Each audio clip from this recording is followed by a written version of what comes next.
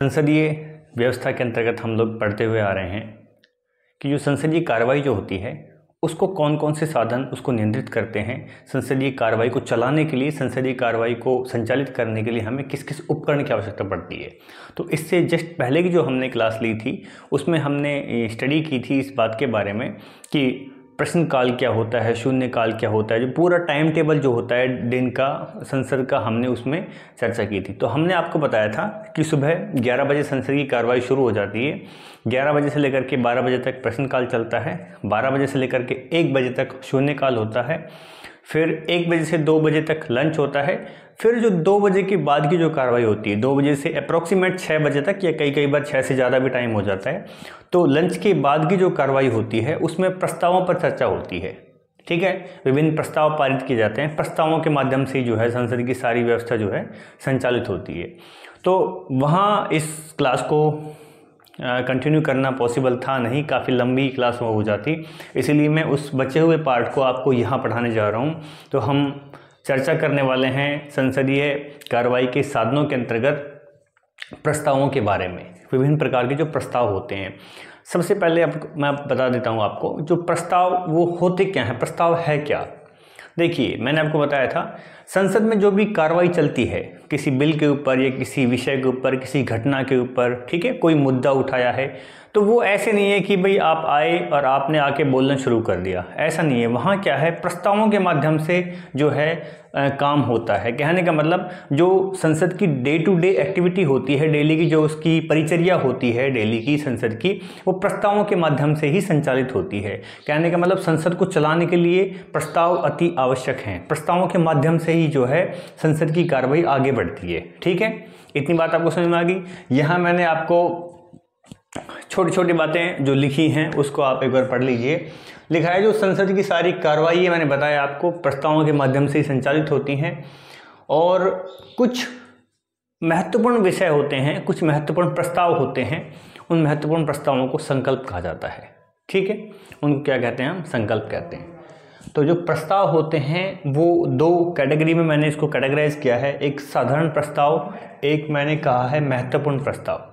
एक साधारण प्रस्ताव हो गए और एक महत्वपूर्ण प्रस्ताव। साधारण प्रस्ताव में क्या होता है, साधारण प्रक्रिया के माध्यम से उन पर चर्चा होती है, पक्ष जो है वो उसकी खूबी गिनवाएगा, विपक्ष जो है उसकी कमियां गिनवाएगा। ठीक है, इसके ऊपर वाद विवाद होता है, इसके ऊपर चर्चा होती है, लेकिन मतदान नहीं होता। उसको पारित करने के लिए मतदान की कोई आवश्यकता नहीं होती। ठीक है, केवल चर्चा होती है उसमें, साधारण अगर कोई विषय है, साधारण जो प्रस्ताव है। लेकिन ध्यान रखिए, अगर महत्वपूर्ण प्रस्ताव है, नाम से ही आपको पता लग रहा है, कुछ ज़्यादा दिमाग लगाने की जरूरत नहीं है। जो महत्वपूर्ण प्रस्ताव होंगे, महत्वपूर्ण प्रस्तावों में क्या होगा, उस पर चर्चा होगी। चर्चा मतलब उस पर वाद विवाद होगा, पक्ष उसकी खूबियां गिनवाएगा, विपक्ष उसमें कमियां निकालेगा, वो सारी क्रियाएं होंगी। उसके साथ साथ अंत में मतदान के द्वारा वो पारित किया जाएगा। उसमें ये पूछा जाएगा कि कितने लोग इससे सहमत हैं, इसके पक्ष में हैं, और कितने लोग जो हैं इससे असहमत हैं, अर्थात इसके विपक्ष में हैं। तो एक प्रॉपर मतदान के माध्यम से जो पारित किए जाएंगे वो महत्वपूर्ण प्रस्ताव हैं। ठीक है, तो साधारण प्रस्ताव, महत्वपूर्ण प्रस्ताव। अब जो विभिन्न प्रकार के जो प्रस्ताव हैं उनके ऊपर एक बार हम नज़र डाल लेते हैं, कौन कौन से प्रस्ताव हमें यहाँ पढ़ने, 1 बाय 1 जो है एक एक करके हम उनको पढ़ते हुए चलेंगे। सबसे पहला आपको नज़र आ रहा होगा, यहाँ पे देखिए आप, नज़र आया आपको, लिखा हुआ है ध्यान आकर्षण प्रस्ताव। देखिए, संसद के अंदर बहुत सारे मंत्री होते हैं। ठीक है, फॉर एग्जांपल आप मान लीजिए रेल मंत्री का एग्जांपल ले लेते हैं। ठीक है, देश में किसी जगह पर एक बहुत बड़ी रेल दुर्घटना हो गई है। ठीक है, तो इसमें क्या होता है, संसद का कोई भी सदस्य उस मंत्री का, किस मंत्री का, रेल के मंत्री का, उस घटना के प्रति, जो घटना घटित हुई है, भाई जैसे दुर्घटना घट गई है, कोई रेलवे का एक्सीडेंट हो गया है, उसके प्रति ध्यान आकर्षित करने के लिए इस प्रस्ताव को लाया जाता है कि उस चीज़ को नोटिस में लाया जाए, उस मंत्री का ध्यान आकर्षित करना, संबंधित मंत्री का ध्यान आकर्षित करने के लिए हम ध्यान आकर्षण प्रस्ताव को लाते हैं। मान के चलो कोई नॉर्मली संसद में कार्रवाई चल रही है, संसद में जो नॉर्मली कामकाज चलता है वो चलता है, और अभी हाल ही में जो है कोई ऐसी दुर्घटना घट गई है। ठीक है, मैं रेलवे का एग्जांपल करके समझा रहा हूँ, कोई रेल दुर्घटना घट गई है, तो उस चर्चा में रेल का जिक्र है नहीं, तो उस चर्चा को भी रेल की जो इतनी बड़ी घटना घटी है, इतने लोग मारे गए हैं, ठीक है, फॉर एग्जाम्पल के तौर पे बता रहा हूँ, इसमें ऐसी घटनाएं घटती भी हैं वैसे, तो उनके उस जो दुर्घटना घटी गई है उस घटना विशेष के प्रति मंत्री का ध्यान आकर्षित करना, मंत्री के नोटिस में उस बात को लेकर आता कि संसद में उस पर चर्चा हो, ठीक है, जो पीड़ित परिवार हैं उनको मुआवजा मिल सके, ठीक है, जो उसमें घायल हुए हैं उनको उपचार प्रॉपर तरीके से मिल सके, ठीक है। तो इस संबंध में उनका ध्यान आकर्षित करना किसका, मंत्री का, ये होता है ध्यान आकर्षण प्रस्ताव। अगला देखिए, अगला लिखा हुआ है विशेषाधिकार प्रस्ताव। अगला क्या लिखा हुआ है, विशेषाधिकार प्रस्ताव। विशेषाधिकार प्रस्ताव का मतलब है कि मान के चलो कोई मंत्री है और संसद की कार्रवाई चल रही है, संसद में तो हर एक मंत्री अपने अपने विभाग का डाटा प्रस्तुत करता है, जो भी बिल लाया जाता है, जिस भी विधेयक के संबंध में चर्चा चल रही होती है तो वो उसके बारे में बताता है। लेकिन ऐसी कोई घटना घटित हुई या फिर ऐसा हुआ है कि उस मंत्री ने जो सही डाटा देना था, जो सही जानकारी उपलब्ध करवानी थी सदन को, संसद को, वो सही जानकारी उसने छिपा ली, उसने गलत तथ्य पेश किए। इसका मतलब जो संसद के विशेषाधिकार हैं उनका उल्लंघन किया है, ठीक है। आपको पढ़ाया था मैंने आर्टिकल 105 में संसद के सदस्यों के और संसद की समितियों के कुछ विशेषाधिकार होते हैं, ध्यान कीजिए। तो उन विशेषाधिकारों का उल्लंघन किया है, ठीक है। तो कहने का मतलब ये हुआ, अगर किसी मंत्री ने सही डाटा को छुपा करके गलत डाटा प्रेजेंट किया है, सही जानकारी छुपा करके गलत जानकारी को पेश किया है संसद में, तो ऐसे में क्या लाया जाता है, विशेषाधिकार प्रस्ताव लाया जाता है। 2 याद हो गए आपको। तीसरा देखिए, तीसरा लिखा हुआ है धन्यवाद प्रस्ताव, काफी इंपॉर्टेंट है, इसको ध्यान से समझना है। जो भारत का संविधान है उसका एक आर्टिकल है आर्टिकल 87, आर्टिकल 87।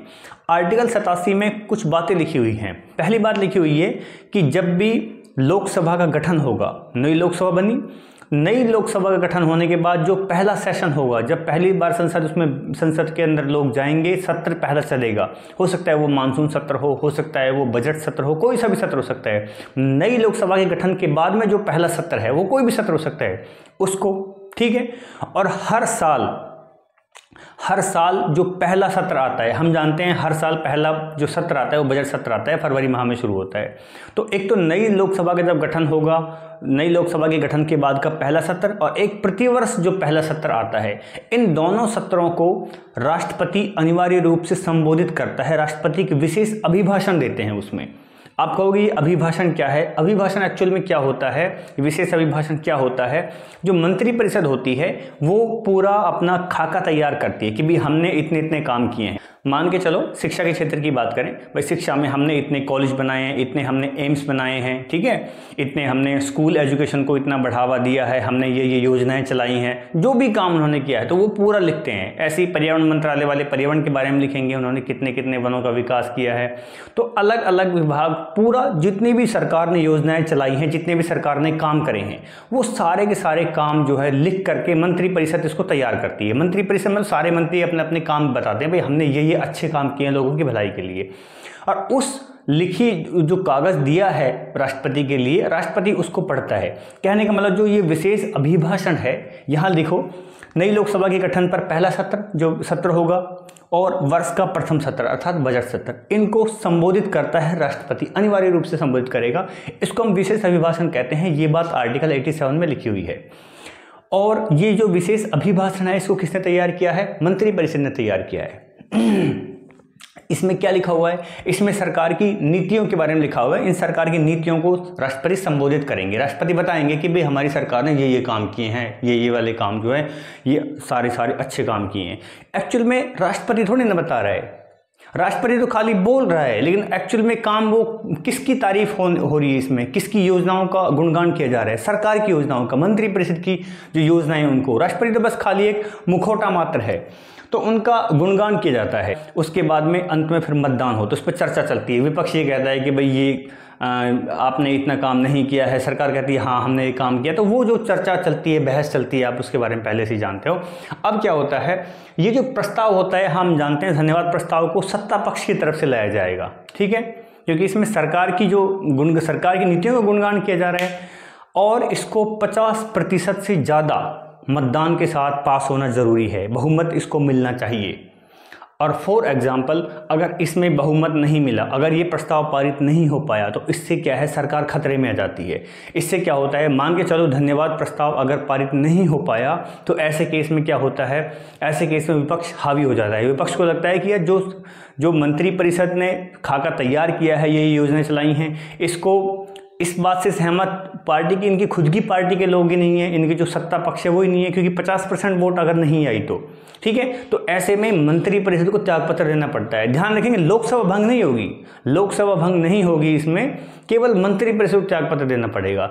इसका मतलब इस धन्यवाद प्रस्ताव को पारित करवाना सरकार की एक मजबूरी हो जाती है, सरकार के ऊपर दबाव आ जाता है। अगर ये धन्यवाद प्रस्ताव पारित ना हो पाए तो ऐसी स्थिति में क्या होता है, ऐसी स्थिति में बच्चों सरकार के ऊपर दबाव आ जाता है बहुमत सिद्ध करने का।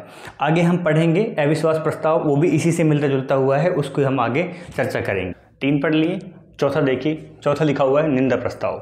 निंदा मतलब निंदा करना, बुराई करना, ठीक है। कौन करेगा, सरकार की बुराई कौन करेगा, सत्ता पक्ष की बुराई कौन करेगा, विपक्ष करेगा। कॉमन सी बात है बिल्कुल, विपक्ष इसको लेके आता है, केवल लोकसभा में लाया जाएगा, ठीक है, केवल लोकसभा में इसको लाया जाएगा। इसमें क्या होता है, सरकार की नीति या सरकार के किसी कार्य का या किसी मंत्री के कार्य की हम निंदा करते हैं, विपक्ष जो है उसकी निंदा करता है, ये निंदा प्रस्ताव लेके आता है कि ये काम गलत हुआ है। जैसे कि आपने सुना होगा CAA का जो है वो जो विपक्ष था उसने विरोध किया था, इसके लिए निंदा प्रस्ताव लेकर के आए थे, ठीक है। CAA NRC का काफ़ी विरोध हुआ, देश भर में काफ़ी विरोध हुआ था इसका, तो CAA NRC का निंदा प्रस्ताव इसके ऊपर लाया गया था, ठीक है, उसकी आलोचना की थी विपक्ष ने। तो इसमें कोई, जैसे इस प्रस्ताव को लाने से पहले कोई कारण बताना जो है वो ज़रूरी होता है कि भाई हम इस वजह से लेकर आए, इसके ये लिखित में देना पड़ता है कि इस बिल में या इस कानून में जो आप बनाने जा रहे हो इसमें ये कमियां हैं, इस कमियों की वजह से हम इसको लेके आए। तो इसमें क्या है, कारण बताना ज़रूरी है, तब पहले कारण आप बताओगे, कारण स्पष्ट होना चाहिए, ठीक है, कारण स्पष्ट होना चाहिए, कारण आप बताओगे उसके बाद में ही इसको पेश किया जाएगा, अन्यथा नहीं। दूसरी बात, अगर ये प्रस्ताव पारित हो जाता है, ठीक है, निंदा प्रस्ताव अगर पारित हो जाता है तो इसमें क्या होता है, सरकार बर्खास्त नहीं होती। जैसे कि मैंने कहा था धन्यवाद प्रस्ताव अगर पारित ना हो, ठीक है, इसका मतलब सत्ता पक्ष खुद ही 50% जो है एकजुट नहीं है, तो उसमें सरकार के ऊपर खतरा आ जाता है, मंत्रिपरिषद बर्खास्त भी हो जाता है, उसको दबाव आ जाता है। सेम स्थिति यहाँ पर भी है, यहाँ पर सरकार बर्खास्त नहीं होती लेकिन उसके ऊपर दबाव आ जाता है बहुमत सिद्ध करने का, ठीक है, अगर निंदा प्रस्ताव पारित हो जाता है तो। दूसरी बात देखिए, इसी से मिलता जुलता हुआ सा है अविश्वास प्रस्ताव। फ्लोर टेस्ट आपने सुना होगा। अविश्वास प्रस्ताव में क्या होता है, इसको विपक्ष लेकर के आता है, और अविश्वास प्रस्ताव को लाने के लिए विपक्ष के, ठीक है भाई सीधी सी बात है, विपक्ष इसको लेकर के आ रहा है, तो इस प्रस्ताव के समर्थन में भी कौन होगा, विपक्ष के ही लोग होंगे। तो कम से कम 50% जो सदस्य हैं विपक्ष के, या हो सकता है वो सत्ता पक्ष को भी अपने फेवर में ले, ये चलता है आप जानते हो, तो कम से कम 50% सदस्य इस बात से सहमत होने चाहिए कि हाँ हम सरकार के खिलाफ अविश्वास प्रस्ताव लाने जा रहे हैं। कम से कम 50% सदस्य सहमत होने चाहिए। इसको केवल लोकसभा में लाया जाएगा, ठीक है, क्योंकि जो मंत्रिपरिषद है वो किसके प्रति उत्तरदायी है, लोकसभा के प्रति उत्तरदायी है, ठीक है, इसको भी लोकसभा में लाया जाएगा। इसमें कारण बताना कोई ज़रूरी नहीं है, इसमें कारण का उल्लेख कर, जैसे निंदा प्रस्ताव में कहा था भी कारण बताना जरूरी है, इसमें कारण बताना कोई जरूरी नहीं है। इसका उल्लेख तो लोकसभा के जो नियम हैं उनमें भी किया हुआ है। आपको ध्यान आना चाहिए, आर्टिकल 118 मैंने पढ़ाया था, उसमें मैंने कहा था कि संसद को ये अधिकार है, संसद के सदनों को ये अधिकार है कि वो अपने संसद के सदनों का संचालन किस प्रकार से हो, इस हेतु वो अपना नियम बना सकते हैं। तो लोकसभा ने, राज्यसभा ने अपने अपने नियम बना रखे हैं उसको संचालन के लिए। तो जो इसकी नियम संख्या 198 है उसमें उल्लेख किया हुआ है कि आप अविश्वास प्रस्ताव जो है लाया जा सकता है, बाकायदा उल्लेख किया हुआ है, ठीक है। अगर अविश्वास प्रस्ताव पारित हो जाता है, अगर अविश्वास प्रस्ताव पारित हो जाता है तो सरकार जो है बर्खास्त हो जाती है। मैंने कहा था आपको, बताएं धन्यवाद प्रस्ताव में कहा, धन्यवाद प्रस्ताव अगर पारित ना हो तो भी सरकार बर्खास्त हो जाएगी, मंत्रिपरिषद जो है बर्खास्त हो जाएगा। और अगर अविश्वास प्रस्ताव पारित हो जाए तो भी सरकार को इस्तीफा देना पड़ेगा, ठीक है। ये हुआ आपका अविश्वास प्रस्ताव। इसी से बिल्कुल मिलता जुलता हुआ सा है विश्वास प्रस्ताव। अविश्वास में क्या है, सरकार को गिराना चाह रहे हैं। विश्वास में क्या होगा, वो संसद के जो सदन हैं वो ये विश्वास दिलाएंगे कि हाँ भाई हमारी मेजॉरिटी है, हमारे पास बहुमत है। तो विश्वास प्रस्ताव इसका जस्ट अपोजिट है। इसमें सरकार को गिराने का प्रयास किया जा रहा है, उसमें सरकार को बनाने का प्रयास किया जाएगा। वो लोग बहुमत सिद्ध करके बताएंगे कि हाँ हम लोग एकजुट हैं, हमारी जैसे टोटल 543 सीटें तो हमारी लोकसभा में, तो हमारी 272 प्लस सीटें हैं, गठबंधन से हों चाहे वैसे हों। तो वो विश्वास दिलाएंगे, सदन को विश्वास दिलाएंगे कि हमारे पास बहुमत है। तो बहुमत सिद्ध करने के लिए जो प्रस्ताव लाया जा रहा है वो कौन सा है? बहुमत सिद्ध करने के लिए प्रस्ताव है विश्वास प्रस्ताव। सरकार को गिराने के लिए वो प्रस्ताव क्या है? अविश्वास प्रस्ताव। ठीक है, तो आप अभी तक 6 प्रस्ताव पढ़ चुके हो। विश्वास प्रस्ताव भी इतना ही है। विश्वास प्रस्ताव में केवल इतना पढ़ना है कि सरकार जो है बहुमत सिद्ध करने के लिए सत्ता पक्ष के द्वारा लाया जाता है, इसमें अपना बहुमत सिद्ध करने के लिए इस प्रस्ताव को लाते हैं वो। तो आपने मूलतः ये सीखी बात कि अविश्वास प्रस्ताव अगर पारित हो जाता है तो सरकार बर्खास्त हो जाएगी। ना केवल सरकार, संपूर्ण लोकसभा को भी भंग किया जाएगा, नए सिरे से चुनाव कराने पड़ेंगे। जबकि आपने 2 चीज़ें वहाँ देखी कि अगर धन्यवाद प्रस्ताव पारित नहीं कर पाता है सत्ता पक्ष और जो विश्वास मत है वो हासिल नहीं कर पाता है, ठीक है, तो उस केस में एक निंदा प्रस्ताव की मैंने बात की थी, एक धन्यवाद प्रस्ताव की बात की थी। इन दोनों केस में क्या होता है? मंत्रिमंडल जो है वही बर्खास्त होता है, सरकार जो है वो गिरती है, जो चुनाव नहीं होते हैं। लेकिन अविश्वास प्रस्ताव का ध्यान रखेंगे, अविश्वास प्रस्ताव अगर पारित हो जाता है विपक्ष के द्वारा तो उस केस में सरकार गिर जाती है, दोबारा से चुनाव कराए जाते हैं। इतनी बात क्लियर हुई। अब तक 27 बार जो है अविश्वास प्रस्ताव लाया जा चुका है। सबसे ज़्यादा अविश्वास प्रस्ताव जो है इंदिरा गांधी के खिलाफ लाए गए हैं, टोटल 15 बार। ठीक है, सबसे पहले 1963 में जवाहरलाल नेहरू की जब सरकार थी तो उसके खिलाफ जो है अविश्वास प्रस्ताव लाया था। लाने वाले कौन थे? JB कृपलानी थी। तो ये अविश्वास प्रस्ताव के बारे में बात हुई। आगे हम पढ़ते हैं अब कार्य स्थगन प्रस्ताव। कार्य स्थगन मतलब कार्य को स्थगित कर दिया जाए, ठीक है, या फिर इसको बोलते हैं काम रोको प्रस्ताव। इसका मतलब जानिए आप। मान के चलो संसद में कोई चर्चा चल रही है तो इस प्रस्ताव को तब लाया जाता है कि उस संसद की जो नॉर्मल दिनचर्या है, जो नॉर्मल जो चर्चा चल रही है, उस चर्चा को रोक करके, उस काम को रोक करके किसी एक विशेष मुद्दे के ऊपर बात करना।